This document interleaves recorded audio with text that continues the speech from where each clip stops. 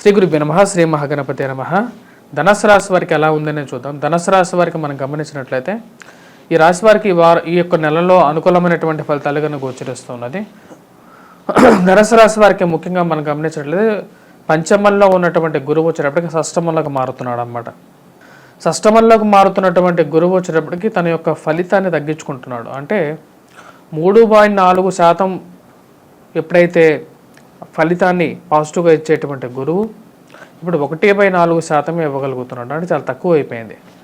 తన యొక్క బలం అనేది తగ్గిందన్నమాట. షష్టమంలోకి పోతున్నటువంటి గురువు యోగ్యాన్ని తగ్గబోతున్నది. అదేవిధంగా పంచమంలోకి వచ్చేటప్పటికి రవి, శుక్రుడు ఉన్నాడు, బుధుడు కూడా ఉన్నాడు అన్నమాట.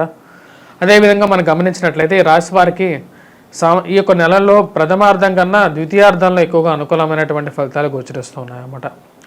ప్రథమార్థంలో మనం గమనించినట్లయితే బుధుడు, శుక్రుడు కలిసి పంచమంలో సంచారం చేస్తున్నాడు. రవితో పాటు రవి మూల త్రికోణ స్థానంలో ఉన్నాడు.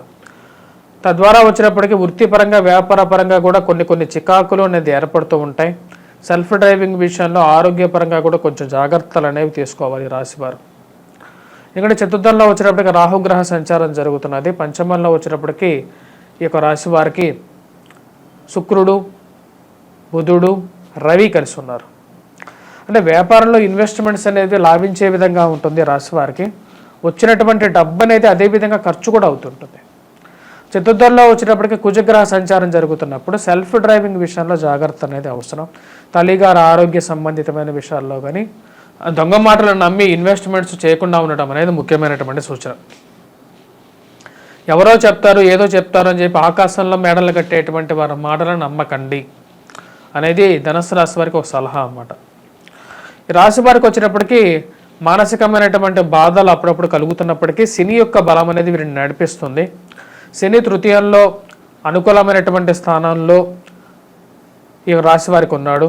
కుంభంలో సంచారం చేస్తున్నటువంటి శని వచ్చేటప్పటికి ధనుసు రాశి వారికి అనుకూలమైనటువంటి ఫలితాలు ఇవ్వగలుగుతాడు. ముఖ్యంగా మీరు ఈ రాశివారు చేస్తున్నటువంటి పనులు ఏవైతే ఉన్నాయో వాటి మీద ధైర్యంతో వీరు చేసేటువంటి పనుల్లో ఆ దేవుడి మీద భారం వేసి కొన్ని విషయాలను ముందుకు నడపడం అనేది జరుగుతుంది.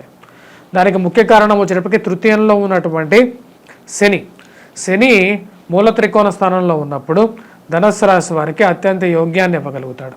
పంచమంలో సంచారం చేస్తున్నటువంటి గురువు షష్టమంలోకి మే 1వ తారీఖున మారబోతున్నాడు.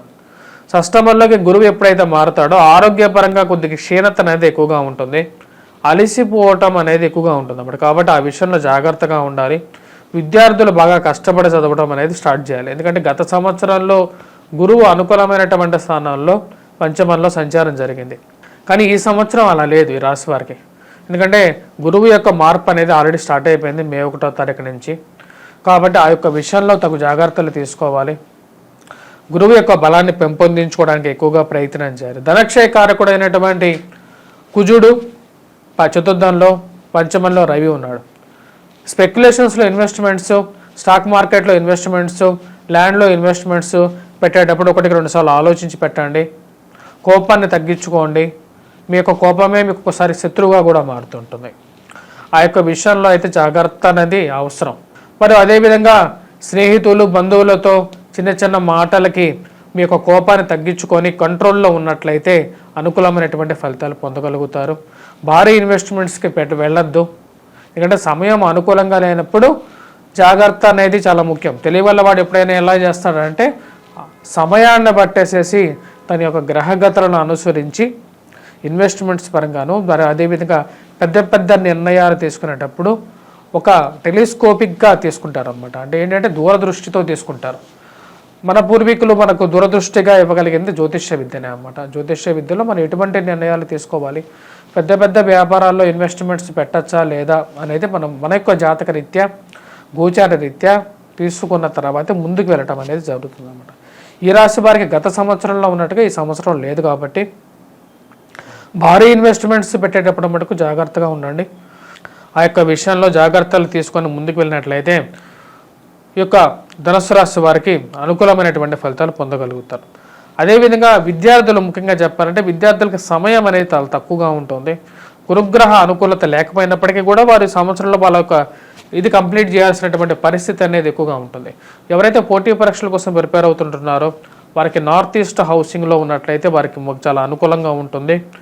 అదేవిధంగా వారు చదువుకునేటప్పుడు ముఖ్యంగా వచ్చినప్పటికీ ఈశాన్య దిక్కుని ముఖ్యంగా కూర్చొని చదువుకోవటం, తూర్పును ఫేస్ చేస్తూ చదువుకున్నట్లయితే వారికి ఆ విద్య అనేది రావటం అనేది జరుగుతుంది. అదే ఉదయం పూట ఎర్లీ అవర్స్లో చదువుకున్నట్లయితే ఆ యొక్క గ్రహణ శక్తి అనేది కూడా వీరికి ఆలోచన బాగా పెరగటం అనేది, మరియు అదేవిధంగా రిమెంబరెన్స్ పవర్ అనేది కూడా ఎక్కువగా ఉంటుంది అన్నమాట. ఎర్లీ అవర్స్లో చదువుకున్నప్పుడు ప్రశాంతంగా ఉండేటువంటి సమయం కూడా అదే కాబట్టి ఎర్లీ అవర్స్లో చదువుకున్నట్లయితే దానికి విజయాన్ని సాధించడంలో ఎక్కువగా ఉంటుంది.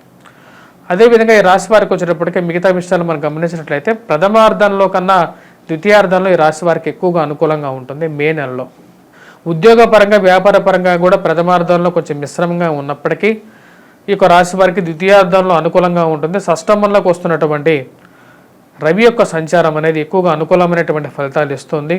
అది వృత్తిపరంగా వ్యాపార పరంగా కూడా అనుకూలంగా ఉంటుంది. చేపట్టబోయే ప్రతి పనిలో విజయాన్ని సాధించడం అనేది జరుగుతుంది. కొత్త బిజినెస్ ఆరంభించాలి అనే మీ యొక్క ఆలోచనకి ఒక ముందడుగు పడటం అనేది జరుగుతుంది. 15వ తారీఖు నుంచి రవిగ్రహ సంచారం అనేది స్టార్ట్ అవబోతుంది. రవి ఎక్కడికి రాబోతున్నాడు అంటే వృషభ రాశిలోకి రాబోతున్నాడు అన్నమాట. వృషభ రాశిలోకి వచ్చినటువంటి రవి షష్టమంలోకి ఉన్నటువంటి ఈ యొక్క ధనుసు రాశి వారికి షష్టమ స్థానం కాబట్టి ఆ యొక్క స్థానంలో రవి అనుకూలమైనటువంటి ఫలితాలు ఇవ్వగలుగుతాడు. ప్రయాణ సంబంధితమైన విషయాలతో అనుకూలమైనటువంటి ఫలితాలు పొందగలుగుతారు. ఉన్నత స్థాయిలో ఉన్నటువంటి స్త్రీలతో పురుషులతో మంచి స్థాయిలో ఉన్నటువంటి స్త్రీలతో పురుషుల ద్వారా ఒక మంచి అనుకూలమైనటువంటి ఒక సహాయం పొందడం అనేది జరుగుతుంది.